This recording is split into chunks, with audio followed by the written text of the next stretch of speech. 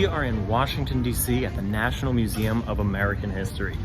Next to the Air and Space Museum, this is my favorite museum of the Smithsonian. It has some incredible exhibits on transportation, particularly steamships and trains, and we're going to be looking a little bit at those. I wanted to just go through here. I was actually here for research on a couple of projects, and I figured there's a lot of stuff here that I actually want to share with you guys, some of which are relevant to previous videos, some of which are relevant to upcoming videos, and others I just thought were neat, and I don't think I'm ever going to be tackling it in the video.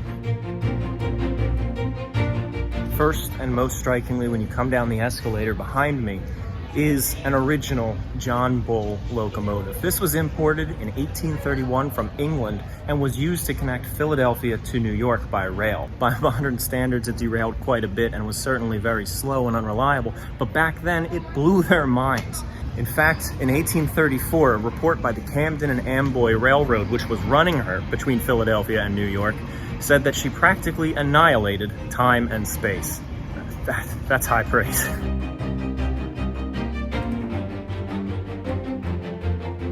Now let's head into the ocean liner and maritime exhibit here. When you walk in, you're faced with the very difficult question of where do you want to start first. To your right is the original Jupiter locomotive, and to your left is a beautiful model of an old sailing ship, and that leads you to the maritime exhibit. We'll definitely be getting to both, but let's start with the maritime. The maritime exhibit is officially called On the Water and features hundreds of unique artifacts from the 1600s onwards. There are paintings of famous vessels and models of every sort of ship, from old paddle steamers like the Central America to World War II transports such as Victory and Liberty ships, and even half-hull models as well. Around the corner, we come to the ocean liner gallery. What better to start with than America's flagship, the SS United States? This aluminum mural depicting the currents of the North Atlantic was located on the starboard side of the ship's observation lounge. A table display is set up next to it using the ship's furniture and dishware. Turn around from there and you're met with this stunning 18-foot model of the RMS Mauretania. She's shown in the ship's final paint scheme of a white hull and green below the waterline. The Mauretania was the personal favorite of American President Franklin Delano Roosevelt, who fought to preserve the ship from the scrapyard. When that didn't work, Roosevelt donated this model from his personal collection to the Smithsonian, and it's been here ever since.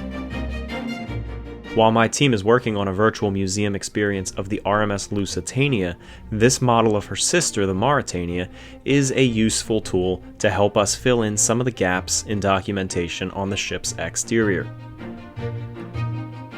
Nestled into the corner by the model's bow is a small display case pertaining to the Titanic. One of the few remaining lifebelts can be seen here. This lifebelt was preserved as a keepsake by Carpathia passenger Frank Blackmar of Chicago. Beside it is a Kodak Brownie camera belonging to Carpathia passenger Bernice Palmer, who used it to capture photographs of Titanic survivors and the icebergs around where the ship went down. What's always struck me a little bit when looking at an original Titanic life jacket is just how small they were. Now, back in 1912, the average person was significantly smaller than they are now. In fact, Titanic's grand staircase was wide enough for two people at the time to walk up side by side. However, when they were filming the 1997 James Cameron movie, they had to scale the staircase up so that two people today, or two people in 1997, could walk side by side. So they actually scaled it up to be in scale with the people at the time of the film production. If you look at this, because I've seen plenty of replicas, I own a couple of replicas, and they are more or less to scale with people today. So looking at this, it's tiny. One thing that is very easy to overlook is the dome overhead. In fact, as it didn't seem to have a noticeable information panel, I initially believed it was just a fabrication to give the room some more atmosphere, but it turns out that this dome was from the dining saloon of the RMS Majestic, built by Harland and Wolff for the White Star Line in 1889 and sister to the Teutonic. The dome was cut down and heavily modified after the ship was scrapped, when it was installed in a building before being acquired by the Smithsonian. The last thing I want to point out in the ocean liner gallery is this beautiful cross-section model of the Ss Freesia, giving a decent impression of what the interiors of ocean liners from the 1870s were like. It's no small feat that the entire engine room of a 1921 US Coast Guard tender was transplanted into this exhibit and can be seen from above. And behind it, right here, is a model of the Hendrick Hudson. Some of you might remember a video that I did a while back, taking you on a voyage up the Hudson River in 1904, and that was set aboard the SS Albany. I was initially writing that video to be set aboard the Hendrick Hudson, but then I had to move the hypothetical voyage 2 or 3 years back, and unfortunately that put it before the Hendrick Hudson was built, so I changed it to the SS Albany. But here is a stunning model of the Hendrick Hudson, the next generation of steamships along the Hudson River after the SS Albany. A model of the SS Leviathan, originally the German liner Vaterland, sits beneath a model of the airship Graf Zeppelin.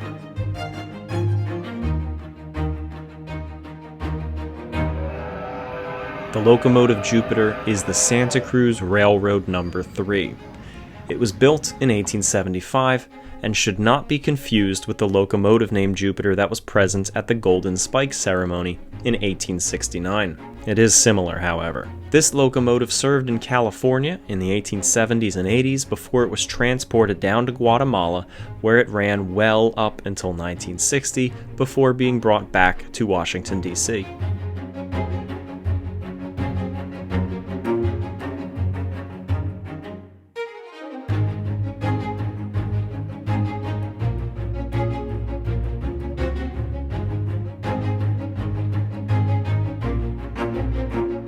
I saw photographs of this model online when I was making the wreck of the Steamboat Swallow in 1845 documentary. The Rochester was more or less a knockoff of the Swallow and was built mimicking her design so that she could compete with the Swallow. And often the Swallow and the Rochester were sailing neck and neck trying to beat each other. When the Swallow wrecked, it was speculated that she was speeding and actually racing against the Rochester. This was far from the truth. The Rochester and the Swallow by that point were fleet mates and sailing together. In fact, the Rochester was sailing immediately behind the Swallow when she crashed into the rock off of the town of Athens and Lunenburg along the Hudson River. The Rochester was actually one of the ships picking people up out of the water. The schooner C.C. Mengele Jr. was built in 1916 by Percy and Small in Bath, Maine. That's the same company that built the schooner Wyoming, the largest known wooden ship in history, which wrecked in 1924 and is the subject of one of the documentaries on my channel. I also did another video on a Percy and Small ship, the Cora F. Cressy, whose rotting hulk is still visible today. One thing that's actually tucked away in the lower lobby level and very easy to miss, in fact I almost missed it the first time I was here, is this model of the SS Philadelphia. The SS Philadelphia was originally built as the City of Paris in 1888, and in 1912 was laid up due to a coal strike in the United Kingdom. Passengers who were originally booked to sail on her were instead transferred to what they believed was an upgrade aboard the RMS Titanic for her maiden voyage. This didn't turn out so well. Well, that's just about all that we have the time for right now. If you're ever in Washington, D.C., this museum is free to get in. It's well worth your time. You could easily spend an entire day just going through this museum, not even to mention the multi-museum complex stretched across the city. These were just some of the key highlights that I personally found interesting and think that you guys would find interesting as well among the transportation and technology exhibits. I hope you enjoyed. I know this wasn't really a documentary. This was more of like a little vlog type thing, but I still hope you enjoyed seeing the history anyway. Be sure to like and subscribe. I do have some more documentaries coming up.